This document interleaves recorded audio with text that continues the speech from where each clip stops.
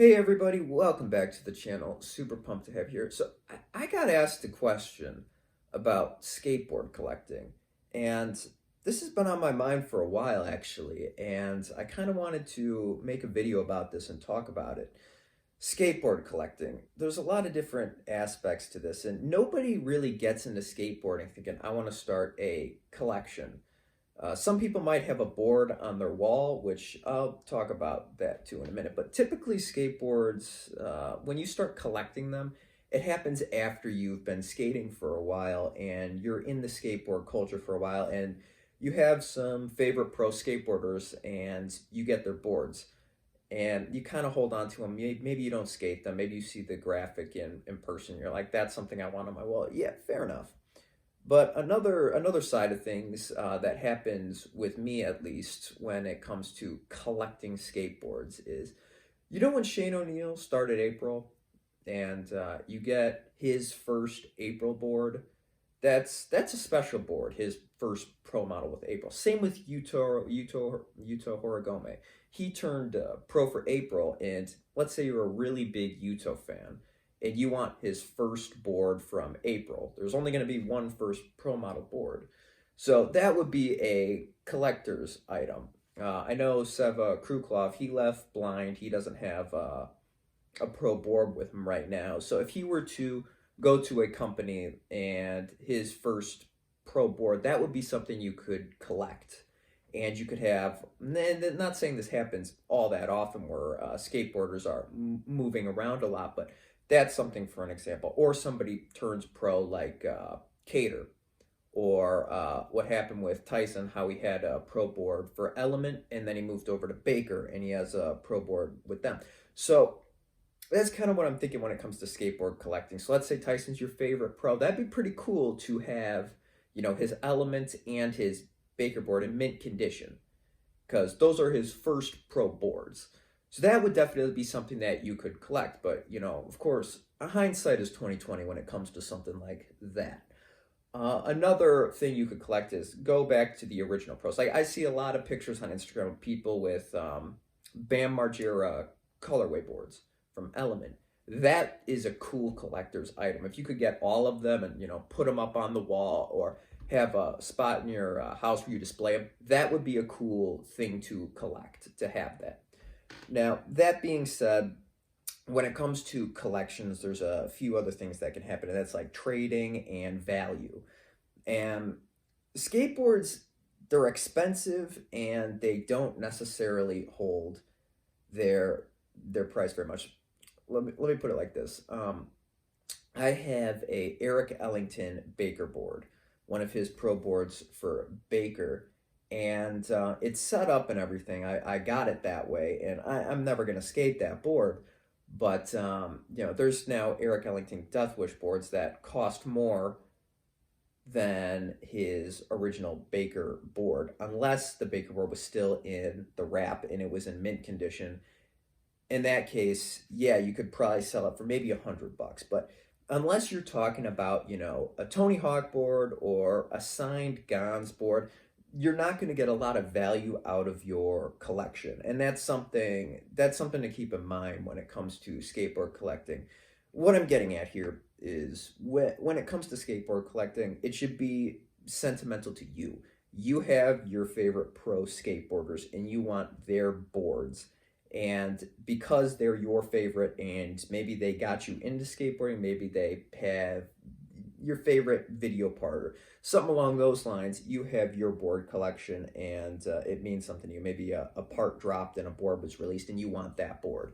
For example, a year or two ago, Johnny Geiger put out a independent video part that wasn't a revived video part, but they dropped the board for him and it was holographic. It had gold on it. Like that's going to be a one of one as far as board release goes. That's not going to be made again. So that would be something you might want. And that's kind of really all I see the value in it. It's not going to be very expensive. It's not going to gain a lot of worth in it, but it's something that you could hold on to. Obviously, it's really hard to skate your whole life, especially, well, it depends on what kind of skating you do. If you mainly do flat ground and manuals, you can go for a long time, but I'm not a believer that there's a prime for skateboarding, but life happens. You get a family, and you're working all day. You have kids. Your skateboard collection is something you could look back on of the days, when you were in your 20s or early 30s when you were skating all the time, and you can remember these moments and actually have a piece of skateboarding history that, even though it's not worth that much, it's valuable to you. So that's kind of my opinion on skateboard collecting. It's not a very good investment, but it's something that you can hold on to. That's a part of you, and I think that's something that's really cool. And I'm not saying go out and start collecting all your favorite pros boards, but every once in a while something will come up, and a part will be released, or one of your favorite pros will move companies, and you're going to want one of those boards. And that's kind of where I think it gets kind of cool. I think it is cool to have a piece of that. But really, other than that, I don't know the value in it besides, decorative skateboard collecting. And I know some bands, some metal bands I listen to, they actually drop skateboards that aren't necessarily for skateboarding. They're for wall art of like their album cover or something like that. That's cool too. I wouldn't say that's necessarily a skateboard collection, but that's something that's also kind of cool. So this is the wall art aspect of it. If you really like a graphic and you want it on your wall, and you don't care what brand it necessarily is or who the pro is, you just want the graphic art. So I can understand that too. Skateboards and their art, I feel, is very underrated right now. I don't think people are really as much into the skateboard art aspect of the board, opposed to the shape, the concave, and the brand. So that's something that I kind of think about. So I like here's an example of that. Krusty from ATM, he's a pro for ATM. He put out or they put out a pro board for him. I believe it was his latest one. The graphic was so cool, and I'm a fan of ATM, but that's a board that I would skate even if it was from, let's say, Toy Machine or something along the lines of that, just because I like the graphic that much. And I feel like a lot of people aren't like that anymore.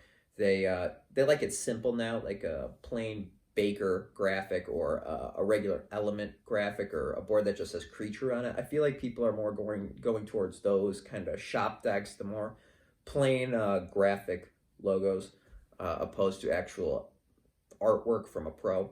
So there is also that reason some people could start a board collection. It's just the artwork, but really, I think it's kind of cool, but at the same time, don't expect other people to understand your collection, or maybe it's your collection, it's your memories and your experiences from skateboarding, and just remember, this isn't something that is going to be as of a lot of value.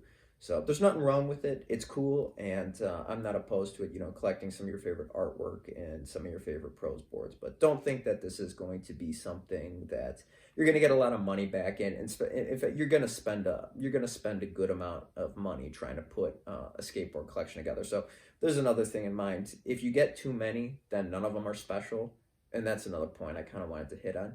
Just I would say 10 boards at most. But other than that, it's kind of like cars in a sense. You get your favorite car, and let's say you get a lot of money, and then you buy 5 Ferraris. How special are they now? So that's the way I kind of look at skateboard collecting. This is just my opinion of it, and it's just something I wanted to talk about. So if you have a skateboard collection, and you have some special moments, leave it down below in the description. And if you do, how many boards do you actually have in your collection? I'm actually interested to know. And what are some of the reasons you collected these boards? As always, hit like, leave a comment, and thank you guys so much for watching. I will see you guys in the next one.